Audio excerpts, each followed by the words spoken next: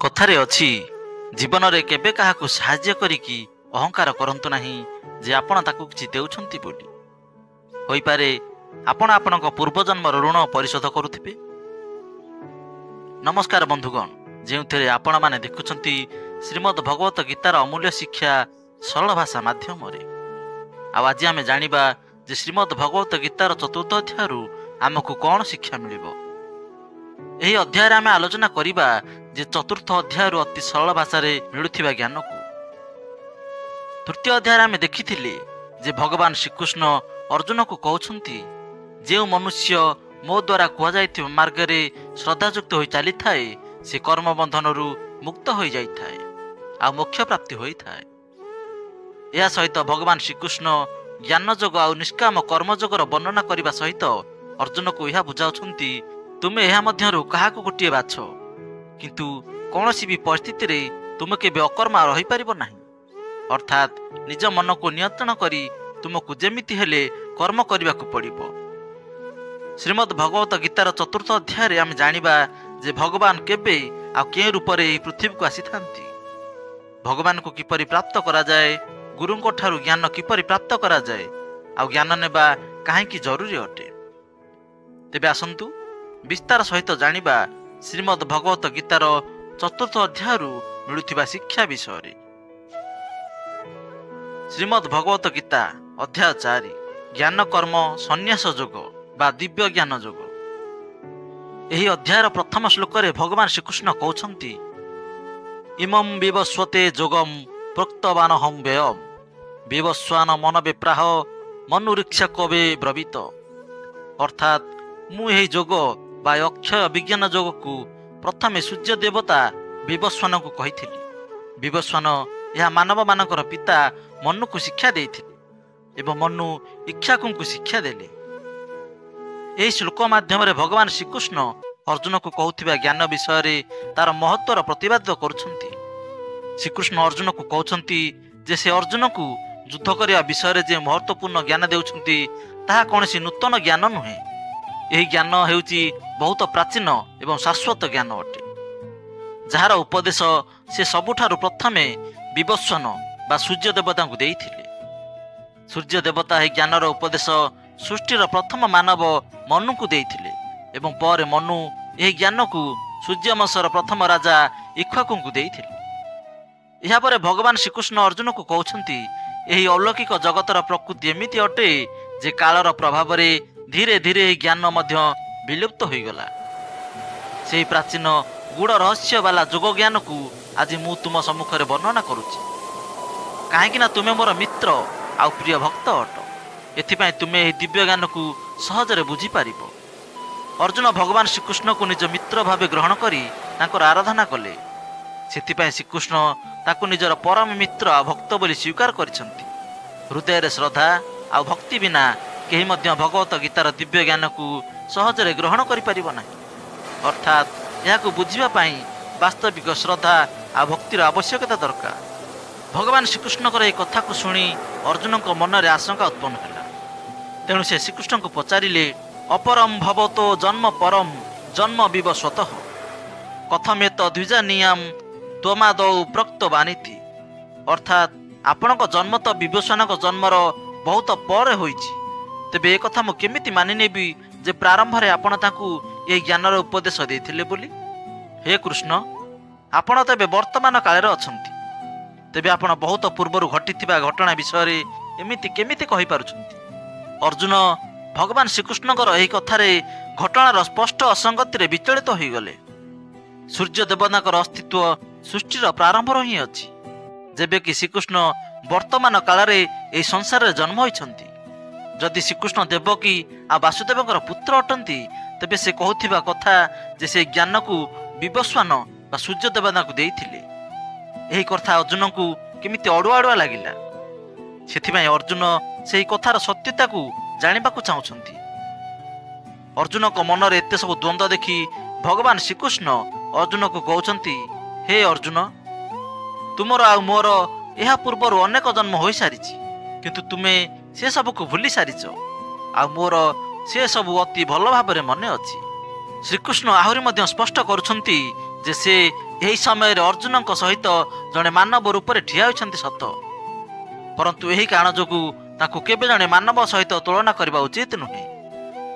ଜୀବାତ୍ମା ଆଉ ପରମାତ୍ମା ମଧ୍ୟରେ ବହୁତ ପ୍ରକାର ସମାନତା ଦେଖିବାକୁ ମିଳିଥାଏ, ଯେମିତିକି ଦୁଇ ଜଣ ଯାକ ସତ୍ ଚିତ୍ ଓ ଆନନ୍ଦ ଅଟନ୍ତି।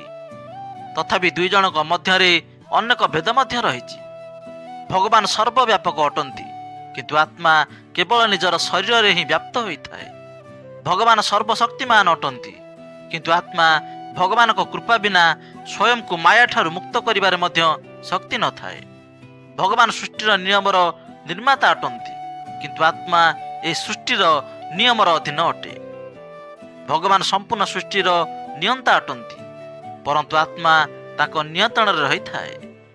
ଭଗବାନ ସର୍ବଜ୍ଞ ଅଟନ୍ତି, କିନ୍ତୁ ଜୀବାତ୍ମାକୁ କୌଣସି ଗୋଟିଏ ବିଷୟରେ ମଧ୍ୟ ଏହାର ଜ୍ଞାନ ନଥାଏ। ଭଗବାନ ଶ୍ରୀକୃଷ୍ଣ ଜୀବାତ୍ମା ଏବଂ ଭଗବାନଙ୍କ ମଧ୍ୟରେ ଥିବା ଭେଦକୁ ବୁଝାଇବାକୁ ଯାଇ କହୁଛନ୍ତି ଯେ ଯଦିଓ ଏହି ସଂସାରରେ ବହୁତ ଥର ଅବତାର ନେଇସାରିଛନ୍ତି, ତଥାପି ସେ ସର୍ବତ ଆଉ ସର୍ବଜ୍ଞ ହିଁ ରହିଥାନ୍ତି। ସେ କେବେ ଜୀବାତ୍ମା ସମାନ ହୋଇନଥାନ୍ତି, ଯାହାର ଜ୍ଞାନ ସୀମିତ ଅଟେ। ୟଦା ୟଦା ହି ଧର୍ମସ୍ୟ ଗ୍ଲାନି ଭବତି ଭାରତ ଅଦ୍ଭୁତାନମ ଅଧର୍ମସ୍ୟ ତଦାତ୍ମାନମ ସୃଜାମ୍ୟହମ୍।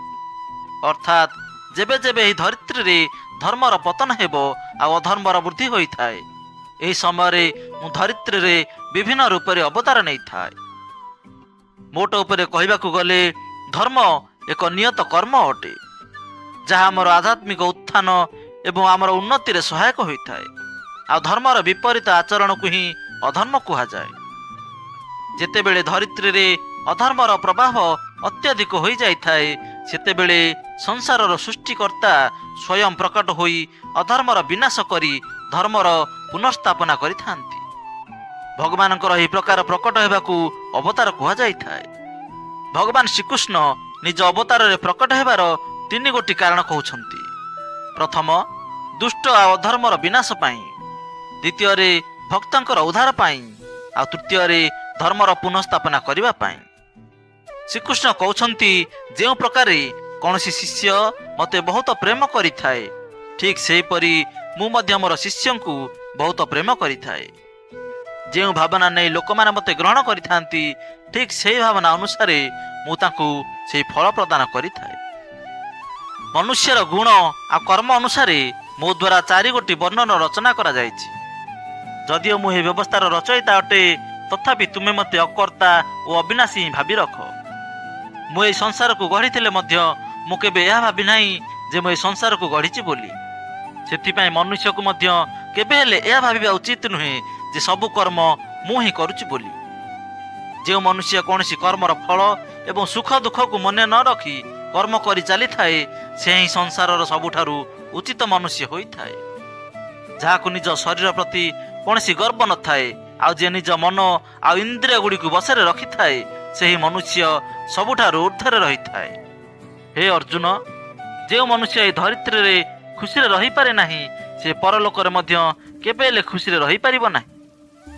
ସେଥିପାଇଁ ସମସ୍ତ ମନୁଷ୍ୟ ନିଜ ଗୁରୁଙ୍କୁ ଚିହ୍ନି ଇନ୍ଦ୍ରିୟ ଗୁଡ଼ିକୁ ବିଜୟ କରି ସମସ୍ତ ଲୋଭ ଛାଡ଼ି ଗୁରୁଙ୍କର ସେବା କରି ତାଙ୍କଠାରୁ ସେ ଜ୍ଞାନ ପ୍ରାପ୍ତ କରିବା ଆବଶ୍ୟକ। ଯେମିତି ବଡ଼ ବଡ଼ ପାପୀ ମୋ ଶରଣକୁ ଚାଲି ଆସନ୍ତି, ଯେପରି ନିଆଁ ଶୁଖିଲା କାଠ ଗୁଡ଼ିକୁ ଜଳାଇ ପାଉଁଶ କରିଦିଏ, ଠିକ୍ ସେହିପରି ଗୁରୁଙ୍କ ଦ୍ୱାରା ଶିଖାଯାଇଥିବା ଜ୍ଞାନ ସବୁ ଅଜ୍ଞାନକୁ ଦୂର କରିଦେଇଥାଏ। ସର୍ବଦା କର୍ମ କରୁଥିବା ଏବଂ ମୋ ଠାରେ ଶ୍ରଦ୍ଧା ରଖୁଥିବା ବ୍ୟକ୍ତି ହିଁ ମୋତେ ସହଜରେ ପ୍ରାପ୍ତ କରିପାରିଥାଏ।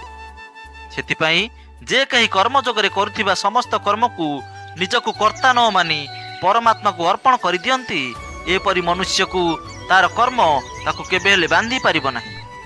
ସେଥିପାଇଁ ହେ ଅର୍ଜୁନ, ତୁମେ ମଧ୍ୟ ମୋ ଦ୍ୱାରା ଦିଆଯାଇଥିବା ଜ୍ଞାନକୁ ଏହା ଭାବ ଯେ କର୍ମ ତୁମେ ନୁହେଁ ବରଂ ମୁଁ କରୁଛି। ଅର୍ଥାତ୍ ତୁମର ହୃଦୟରେ ଅଜ୍ଞାନତା ବଶତଃ ଯାହା ବି ସନ୍ଦେହ ଉତ୍ପନ୍ନ ହୋଇଛି, ସେ ସବୁ ଜ୍ଞାନ ରୂପୀ ଶସ୍ତ୍ର ଦ୍ୱାରା କାଟିଦିଅ। ହେ ଭରତବଂଶୀ ଅର୍ଜୁନ, ନିଜକୁ ଯୋଗରେ ନିଷ୍ଠାପର ଭାବରେ ଲଗାଇ ଦିଅ। ଉଠ, ଠିଆ ହୁଅ ଆଉ ଯୁଦ୍ଧ କରିବାକୁ ପ୍ରସ୍ତୁତ ହୋଇଯାଅ।